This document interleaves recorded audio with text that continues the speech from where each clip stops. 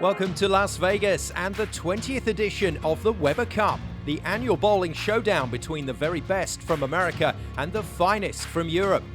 With the stage set and the players primed, this year's transatlantic tussle is underway and living up to expectations. Before we rejoin the play, a brief reminder of what happened when the sides met 12 months ago. It's rolled around again. Here we are, Weber Cup 19. So good grubby first blood to Europe. Oh, Barrett's got that ball working. That wraps it up. Well, let's see. Troupe can make the adjustment. Oh my goodness, he's got it. But with a huge slice of luck. Can he provide the win here? Oh, what he can't do is that. Now that's a mental mistake. It's been an easy night for Chris Barnes. The Americans have been simply unstoppable. The fans have made their decision. It's going to be Troupe against Svensson. What a huge morale booster this could be. This to win the point for Team Europe. And he's nailed it. He's done it. So this is the ball of the match. Oh my goodness. Simonsen looks to just close the door on this one and does exactly that. So, baby, we're here to play this year. This for the match. Well, my goodness me. We are going to have our first roll-off. Well, what a big win that is. And I tell you, Europe are clinging on. No, this is just wave the white flag, get me out of here. This man is simply unstoppable right now. The pressure on Dom now must be absolutely immense. Can't believe that. No, it's not his night. Oh, he's looking to just shut the door, lock it, and throw away the key. And that's it. That's pretty much done. Needs to be good. And is.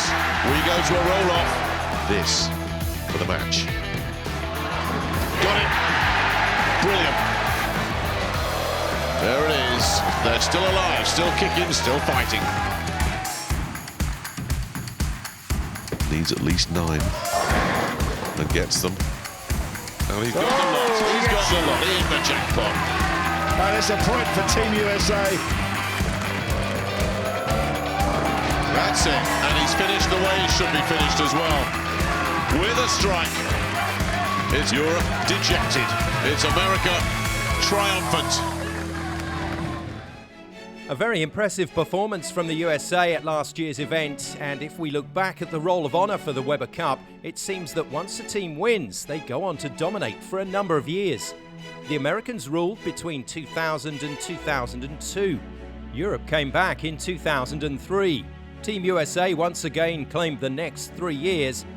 Then things tightened between 2009 and 2012 with 2 wins apiece, before 5 years of European domination was finally ended in 2018, with the US narrowing the overall score to 9-10.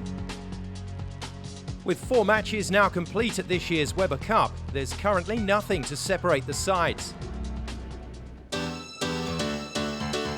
The tournament opened with the traditional Baker match, which saw the European challengers draw first blood in front of the first American crowd.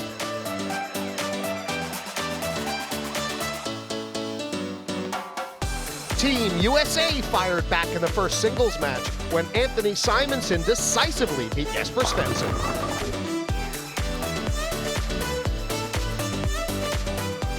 Match 3 saw the US rookie Jacob Butter win the game in his hands in the 10th frame, but left the frame open to give Europe the edge. The Americans fired back through captain Chris Barnes, who led from the front against a misfiring Stu Williams to tie the score at 2-all. Confirmation of those results, and it was Europe who took the opening Baker match before Simonsen struck back for the US in the singles. Barrett held his nerve to beat Butter, while Barnes overcame Williams with an impressive 41-pin margin.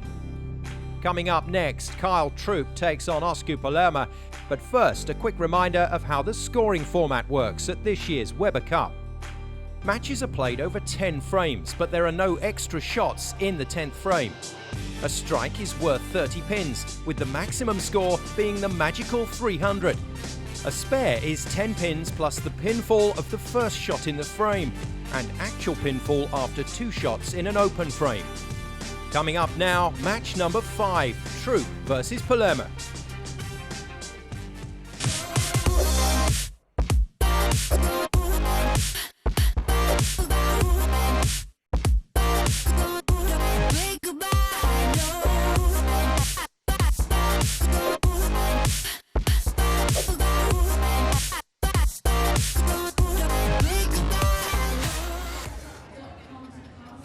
The first team to 18 wins, and your commentators for this one are Tim Mack and Jesse May.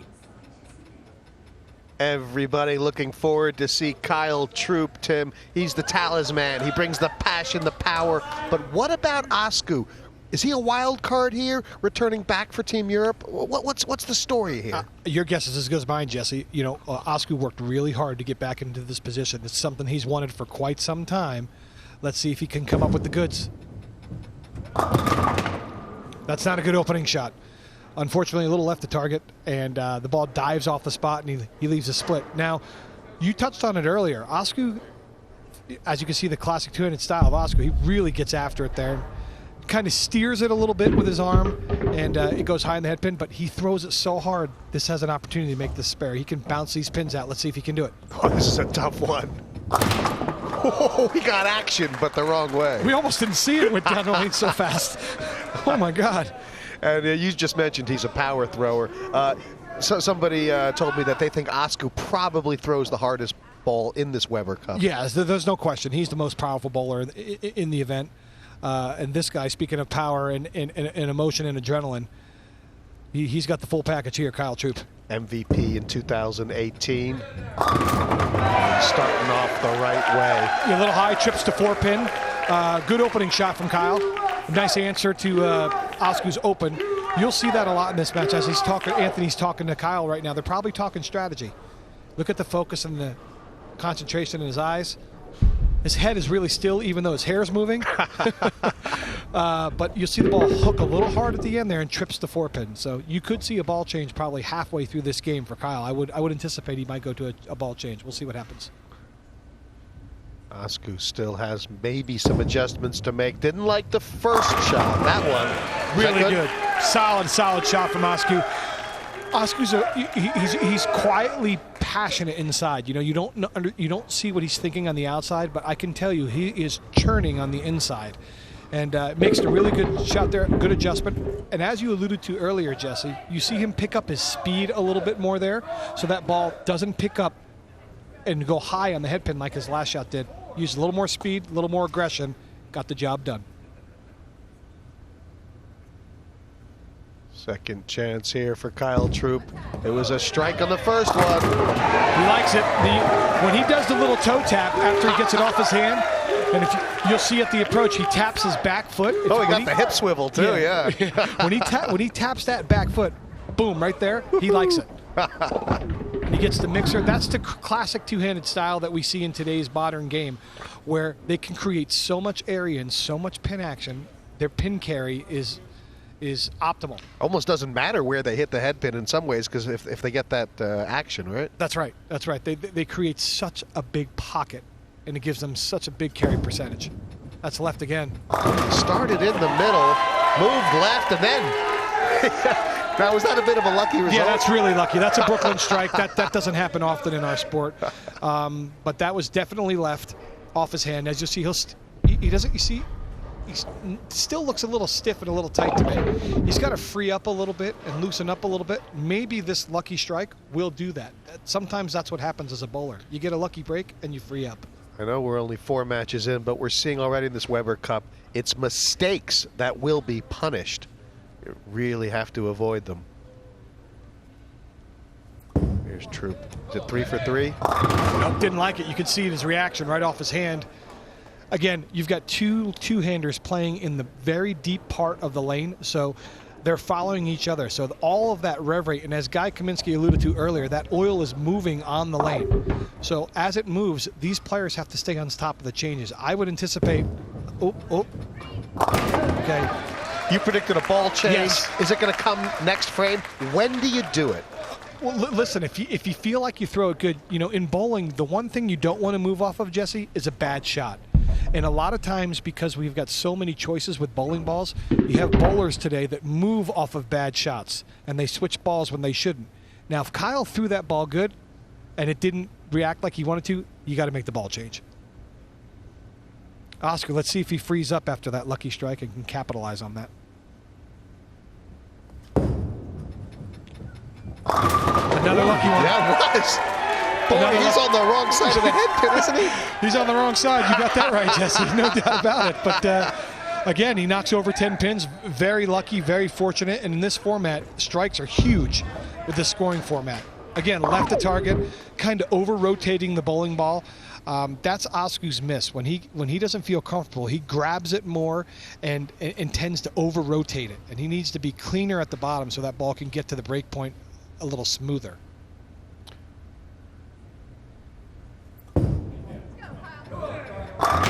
Oh, yeah. Is that better? Yeah, Kyle liked that one off his hand.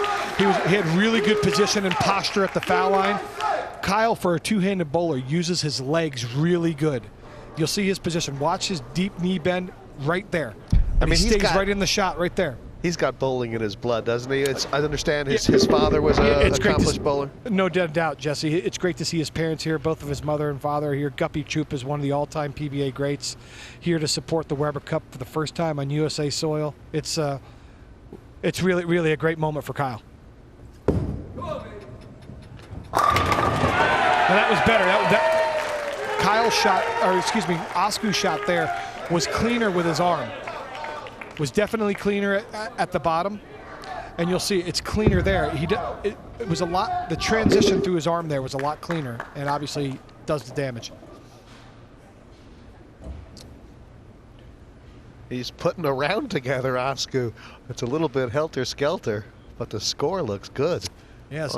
If you just walked in the building, you wouldn't know that there were two Brooklyn strikes in there. You'd say, wow, Osku's got a four-bagger.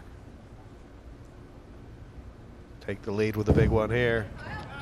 Uh-oh. That was left off his hand, too. That might be a ball change. I don't think he thought that was too bad. He leaves a very difficult spare, the 310 spare. He's going to have to get the ball to the right of the 3-pin and get the ball in between the 3 and the 10-pin for the conversion. Oh, that sounds tough. Yeah, he'll take his spare ball that's, as you see it, drive through the head pin. There it is, and leaves the dreaded 310. Tough spare. Big shot here for Kyle. Oh, just missed. Now Osku capitalized last frame on those two lucky strikes in the third and fourth frame. Does he free up here and throw a good one? As you see, Kyle just missed a spare. Troupe. Yeah, not happy with his body language there either, Troupe.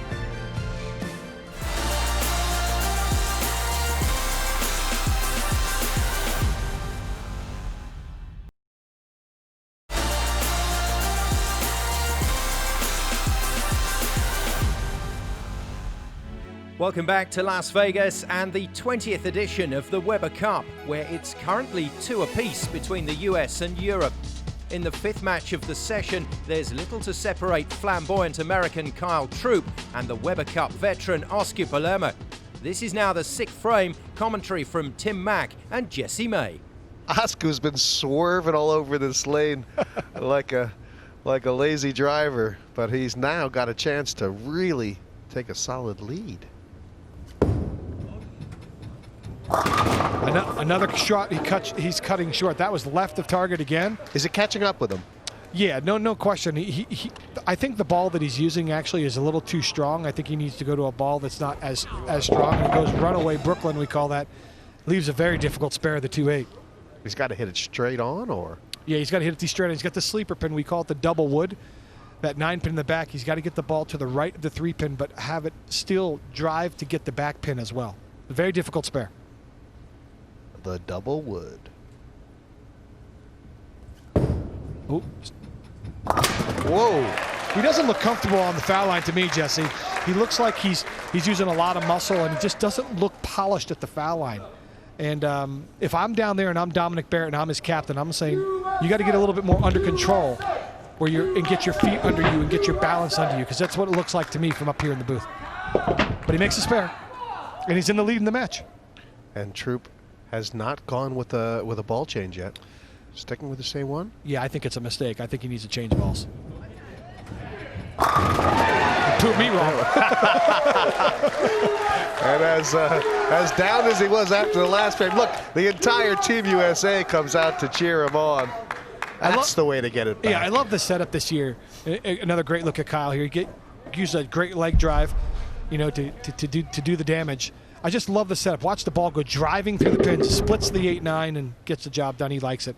I just love the fact that both teams are on the stage, and I mean, Matchroom Sport have done a fantastic job with the setup. It's what an amazing job. It's such a special event, especially with the fans packed in down the lane. It must feel so unique when you're on this lane. Ooh, I mean, that's why people want to bowl in this lane. They crave to bowl on it. And these bowlers that are out there, these top 8 bowlers, this is something they look forward to every year. And I can tell you that's also why some of them are nervous and some of them are tight, because this is such a special event. Look at that. Look at the eyes. Yeah. The 6-pin just laid in the gutter here. He'll take a ball that's a lot straighter. He'll take his urethane ball here and try to throw it hard and straight. And Stu Williams will say, "Don't take this one for granted, Asku."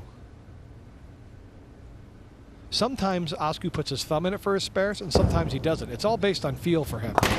So he can do both. If you saw when he shot the split, he used his thumb. And then the last 2 spares, he didn't use his thumb. So sometimes he goes back and forth. Huge opportunity here for Kyle. As you see him cover the spare, no problem. Big eyes there from Asku, knowing he's making the spare. But this is a great opportunity for Kyle to take the lead in this match. With a strike, he can go up 10 pins. Doesn't he know it? He likes it. That's what the Weber Cup is about. Execution under pressure. Ball gets behind the head pin, but that extreme rev rate that we talked about that the 2-handers create. Look at the power and the precision. He's down using his legs, and boom, the ball just goes through the pins. There it is. He likes it. He's so far left, Jesse, that his left leg is off the lane. I mean, he could fall into the stands, basically. That's a commitment. Oscar's going to have to make a move here, also left, and try to chase Kyle and be in the same position where Kyle is.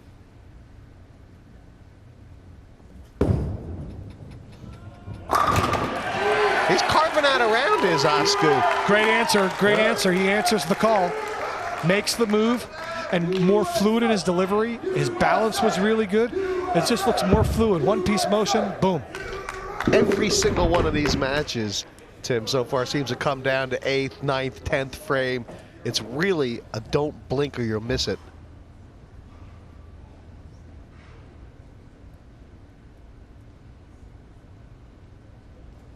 Big shot here for Troupe. Look how left he is. There it is.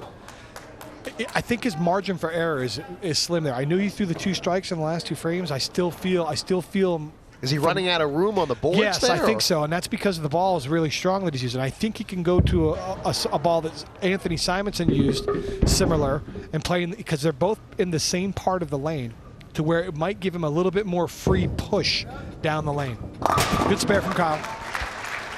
But now, Asku has a chance to control his own fate. And as a bowler, Jesse, all you want is ball in hand. When we say ball in hand, meaning it's on your shot, right? So if Asku can strike here, he can't get shut out in the 10th frame. Right. So he can control his own destiny right now. This is a huge shot in this match.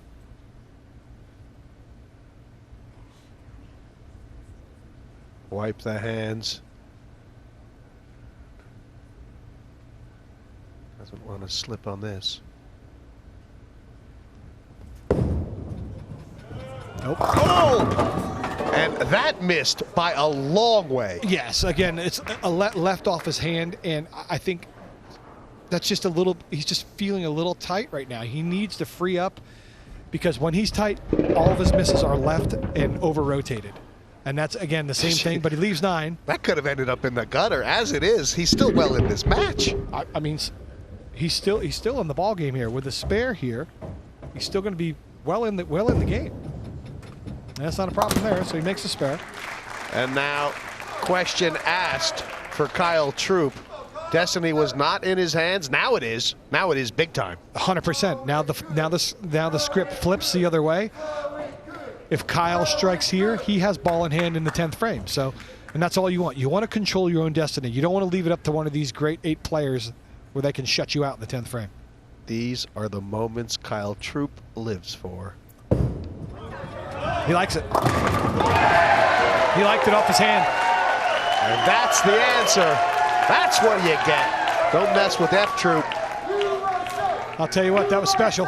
Special shot there from a special bowler. Look at the facial expression. He knows he throws it good. He's just hoping it hooks. That's why Chris Barnes brought him into this game, into this team. Now, Asku needs to strike to force Kyle to strike in the 10th frame. If Asku strikes, Kyle must strike in the 10th frame.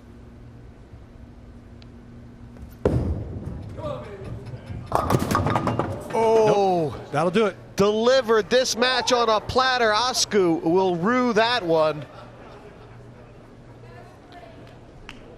I don't think he can close this. He can't even close it out, can he? No, it's over anyway. Yeah. I mean, unless Kyle's not going to have to leave his seat. Slips and falls on his afro, which I don't think is going to happen. You know, this match is all done, and this is going to be a point to the American team. And they're going to go 3-2. Yeah, it's another match we've seen the mistakes getting punished at this level. You said it earlier, Jesse. Great. You know, it's been the mistakes that have been the difference. The bowlers have had opportunities, but they've made mistakes when they just haven't stepped up when they've needed to. Put the punctuation on straight down, Kyle. And that was a ball change just to take a look at the ball that I thought he was going to switch to. But job done. Asku gave him the breathing room for a free shot, and the USA win the match.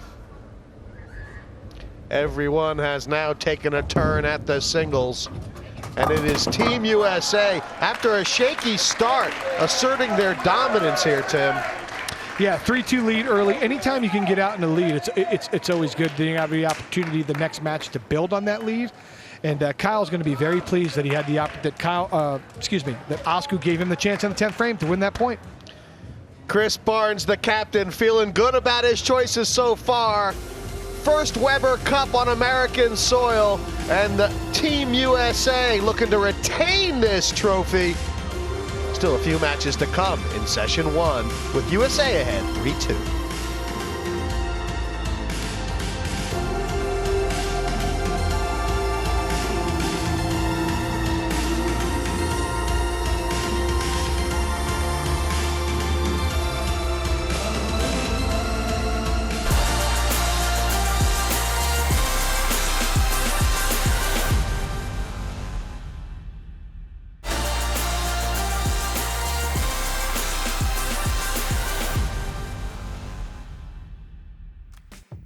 Welcome back to Weber Cup 20 from the Mandalay Bay, where the US have just moved into the tournament lead for the first time.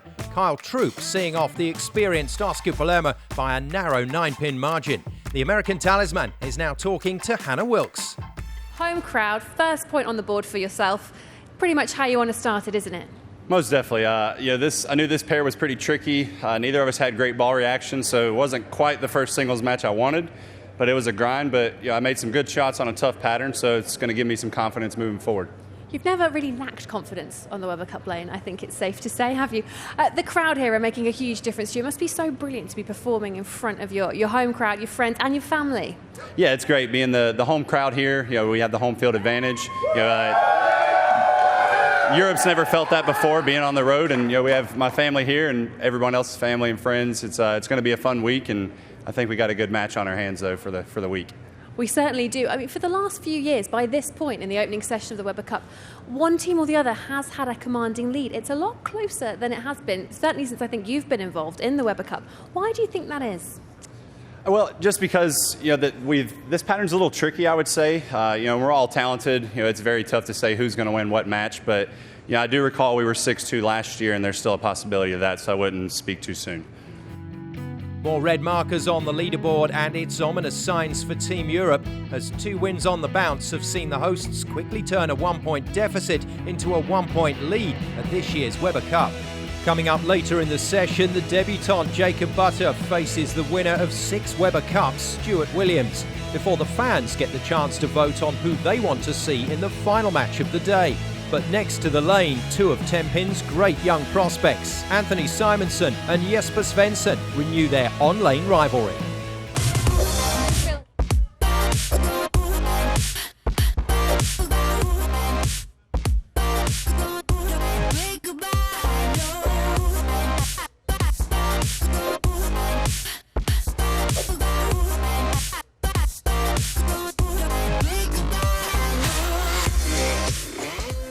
Commentary for this one comes from Guy Kaminski and Jesse May. Well, Guy, we've seen every player on both teams play so far, and let's face it, Simonsen is the one you most want to see again. He was but a strike away from a perfect game first time out. He's going to be tough. It's going to be tough, and what's going to be great for people at home to see a player in form versus a player who is not in form. We saw Oscar there really struggle on this lane. I mean, he just gets up there again, and it looks like he's carrying on from where he finished off the last match. Look at Jesper Svensson in the background there. What is he thinking to himself? What does Jesper have to do to beat this runaway train of Simonsen? Is it just hold your nerve? It's hold your nerve, and I think you've got to be perfect. You cannot afford to make any mistakes, because he knows the key for Europe to win this Weber Cup is overcoming Simonsen in this match. That is the cursed 7-pin. It's his nightmare. Yeah, well, I don't necessarily mean the Weber Cup hinges on this match, but what happened, we saw last year's Weber Cup, is that he couldn't beat Simonsen. We saw 3-1. It's already 1-0. So it's 4-1 to Simonsen in the last 5 games. Dom has to find a way to answer the Simonsen equation. Close that one up. Is it too early, or are we seeing already that the lefties are not having success on this pattern? Yeah, I definitely think it's too early for that. But traditionally, historically, is that this game right now is dominated by left-handers. But Simonsen came last year and he's completely flipped the script. Oscar, 50% of his balls went left of the headpin. And this guy looks like he's bowling on a different lane. That looked a little high. Yeah, you see, that's the problem in this game. The traffic down the right-hand side, it's just your ball wants to turn so sharply at the back of the lane. Look how he tries to loft this over the gutter. You can see the loft. He's doing that to try to get the ball to hook as far down the lane as humanly possible. And even then, he couldn't control it. There's only 39 boards here. These players seem like they want about 50. They're going so far left. Yeah, absolutely. He's a foot in front of the left gutter. Did he close that out? That was an impossible spare, wasn't it? He got one. So an early open frame for Team USA. I mean, I know we're in Vegas, so the odds are stacked firmly in the left-handers, advantage here for this. So Jesper has to step up for Europe here and bring the point home. And this is what he's on the team for. This is what they look to him for, right? This is why people have left-handers in their team, specifically for what we call the burn. That's a great shot there by Jesper. Just remember, the left-hand side's had very little play. We've got 3 right-handers and 1 left-hander. Just statistically, you're going to have less balls going down the left-hand side of the lane.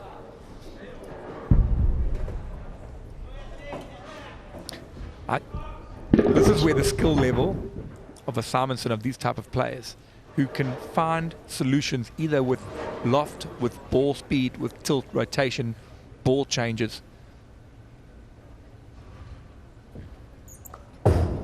He's really lost in it now. Yeah. Oh, what an adjustment! I mean, that is amazing to see. His first 3 shots, I know he split in the second frame, but it was a fraction out, where a guy like Oscar literally couldn't get his ball to go right of the head. But he is locked in, Simonsen. Jesper Svensson has a mountain to climb. Just sends a signal to Jesper and keeps the pressure on him, knowing if he wants to win the point, he's going to have to be as close to perfect as possible. He didn't do much wrong in his first round match.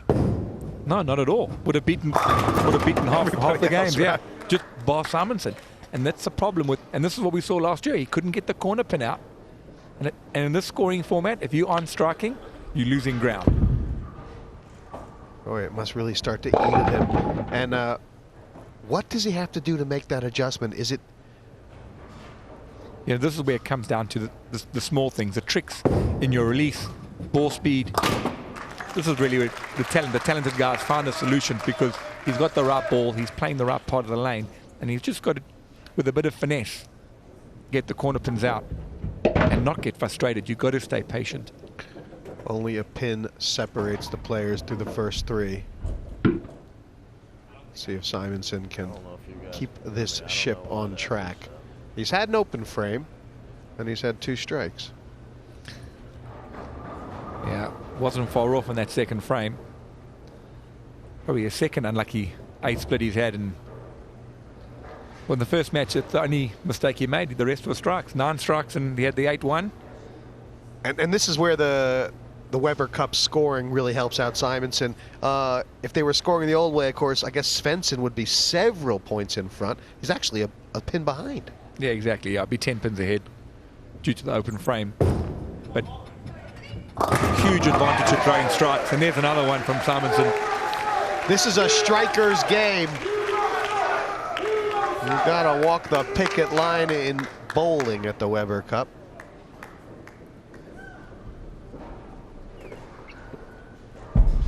I love watching this guy bowl. His adjustments are so brilliant. I mean, he does seem to be in a bit of a different zone than the rest of the players so far that we've seen. He is a tight. Svensson has to just stay with him somehow and get that corner pin out. He's grinding this one out, isn't he? Yeah, it's a different pin every time. He's just trying to adjust his break point down lane. He felt that he was getting in behind the head pin, giving the ring 7. He got it to hook a little earlier, but just too early, and leaving the 6 pin that time. Do you think Dominic Barrett would have switched the pattern? Would he be happy about this choice at this stage in the match? Seems like it's been tough for a couple of his players. Yeah, it has been. I think Osku, you know, been out for the last few years, coming back, I think really wanting to perform well. So we talk, you've got to settle, you've got to find yourself on the lane. That was his first game on the lane. Can't judge how he's going to be the whole week. But for them to have any chance, he also needs to match up, so to speak, and find his strikes. Yeah, and look, on a visiting court with the talent in this USA team, Europe cannot afford to have a bad session, can they? They have to squeeze every point they can out of this match. Wow, he's got the loft going. That is so good to control that loft, to control the hook down lane. It's such an incredible skill. Like a slot machine. And Jesper Svensson must be actually, maybe he'll go beg as captain just to give him a break and not have to face Simonsen every single time, because he hasn't bowled bad. His scores have been pretty good, and he would beat most players, but his captain backing him to knock over Simonsen, and it's just not happening. Jeez, is it going to become a case of avoid Simonsen from here on out? We'll see. Svensson's not out of this by any chance, but he is not striking guy, and that will haunt him. Yeah, I think Simonsen's going to haunt him, and I can tell you, on previous Weber Cups, Svensson has haunted many a USA player, so Simonsen returning the favour for him. But it's fractions. I mean, there's a small difference that are just not going their way. But now, every time he's not striking, he's losing 11 pins to Simonsen, now falling essentially 20 pins behind at the halfway mark. And looking at it, that looks pretty ominous. Closes that one out neatly, but it's not enough. Not yet. Not against the torrential thunder of Anthony Simonsen. What I really like the viewers at home who watched the previous match. I mean, he makes it look easy. He really does.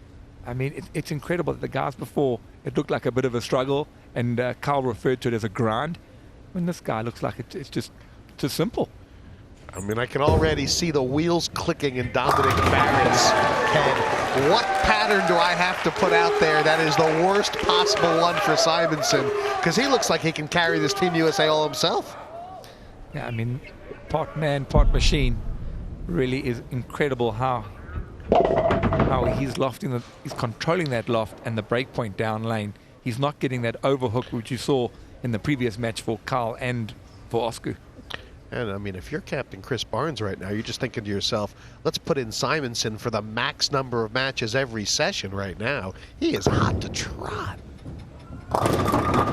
Oh, he can't buy a strike for love nor money. But you can see he's making the changes. Last two went a little high, leaving the 4-pin. Sorry, the 6-pin.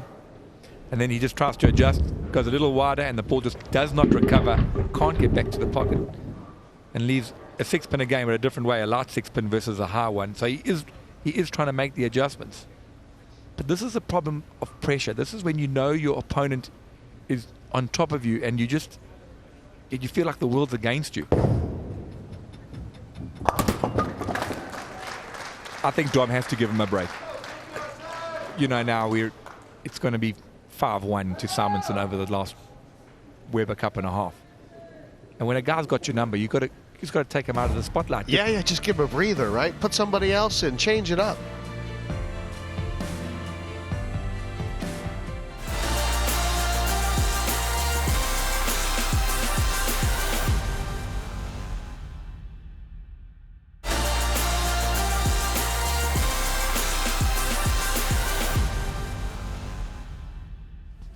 Welcome back to Las Vegas and Weber Cup 20, where the USA not only lead Europe 3-2 in the overall standings, but have the upper hand in match 6 as well. Sweden's Jesper Svensson, who's been struggling with his strikes, currently 34 pins adrift of the American Anthony Simonsen. This is Frame 7, commentary from Guy Kaminsky and Jesse May. Simonsen keeps up the pressure. Nearly with another strike. What do you think Dominic Barrett is saying to Jesper Svensson in the background there? Just a few reassuring words. Don't worry, you'll find it. You'll get the groove.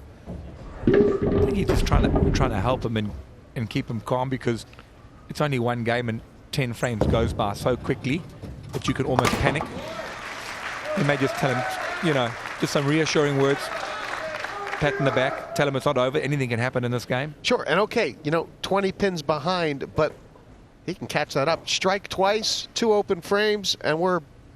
Exactly. Role reversal. But also, you got to have the belief. And I think when someone has just been knocking you down so many times, I don't think he believes that he can actually start winning these games.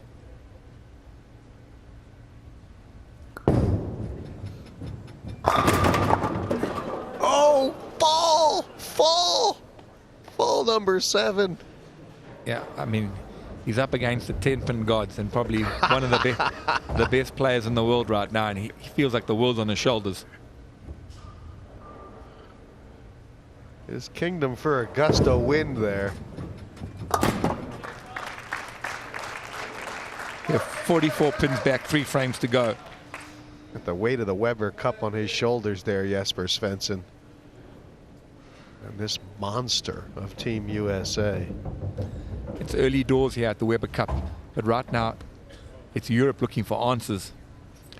I mean, 279 his first match. And this looks like it could be over 260. That's a massive average on this layout, isn't it? But besides it being massive averages, it's also just the manner of how he's done it. We've seen a couple of Brooklyns from Dom and from Oscar. He hasn't really missed the pocket. He had the high split, and he had the pocket 7-10. On another day, I've seen those strike as well. He just seems so dialed in.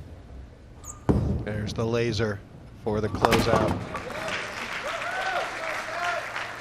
It's strike or die time for Jesper to have any hope in this game. Frame number 8. Could take 90 points if he strikes 3 times, Jesper. But he doesn't seem to have found his striking rhythm yet. Still throwing the urethane, hasn't changed balls.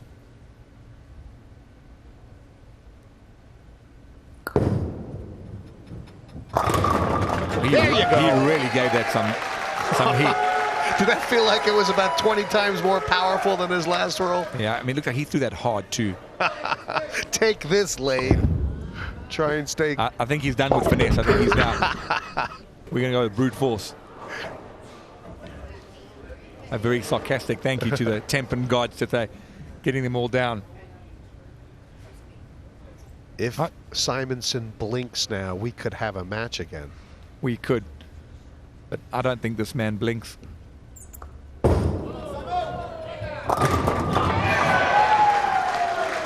I'm surprised those pins are still in one piece. He crushed them. Yeah, the two-handed style these days, the rev rate they can generate, the entry angle into the pocket. You kind of feel sorry for the pins. Oh my gosh. I mean, they just crumbled. Throwing hand grenades down there. It's all right. Can he keep this game alive? He's just not getting the breaks, is he? Every single time there's a little awkward duck left on this pond. Oh, and he's muttering to himself now. There's some frustration boiling over here. I think with the lane, the fact that he's played Simonsen 6 times in a row and he just can't get one over him. There is just nowhere to hide on this stage either. Jesper Svensson is a walking bad dream right now. He's not bowling badly. It just seems to be. Yeah, it's just slightly off. A game of inches here, I think. Yeah. And the difficult thing is, your captain can come over to you and tell you to relax. But it's just difficult to do. You know, if everyone's able to look at the crowd getting into it now. Oh, it's the 5th man on American soil. And I'll tell you what, the USA crowd means to leverage this. Look how he's enjoying it. This could be a christening. Well, 4-2 to USA, and the pressure's definitely going to be on Europe now. When you're away from home, you've got Simonsen every time. The pins just aren't falling the way you want. You've got to just stay calm, stay focused. He is a bowling demon. Pins from the gods for Anthony Simonsen. That's how you do it. Yep, you're good. Your performances out on this lane are really quite remarkable. How are you feeling out there at the moment? Confidence is pretty high on this lane. Got off to a pretty fast, pretty quick start last year. A little struggle in the Baker, but once I get my feet under me and get going, it's a full head of steam forward. Up until last year when you made your debut in the Weber Cup, Jesper Svensson was sort of the boogeyman for Team USA. You've now very much become his. This is a rivalry that I think we're going to see a lot more of. Why do you think he struggles against you? I don't even think it's more or less him. I just know that when I bowl Jesper, he's going to strike a lot. That's what he's done. We watched him around the world for many years now. So I just know that I have to bowl my best game, and I honestly think competing against Jesper is helping bring the best out of me. You were the rookie, of course, last year, as we've mentioned. Jacob is the rookie this time out. He's up next on this lane. What sort of advice have you been giving him on to how to approach the Weber Cup? Because it's so different from other bowling tournaments. Jacob, once he gets in his comfort zone, he starts striking and he doesn't stop. So we're just trying to get him get comfortable as quick as he can. I think once he gets that, we're going to see a strike show. After 3 straight victories in the singles matches, the USA have now turned a 1-point deficit into a 2-point lead at this year's Weber Cup.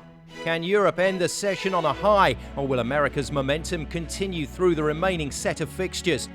We'll find out next time when the debutant Jacob Butter faces off against the Weber Cup veteran Stuart Williams, and the fans vote on which player from each side they would like to see go head-to-head in the final match of the session.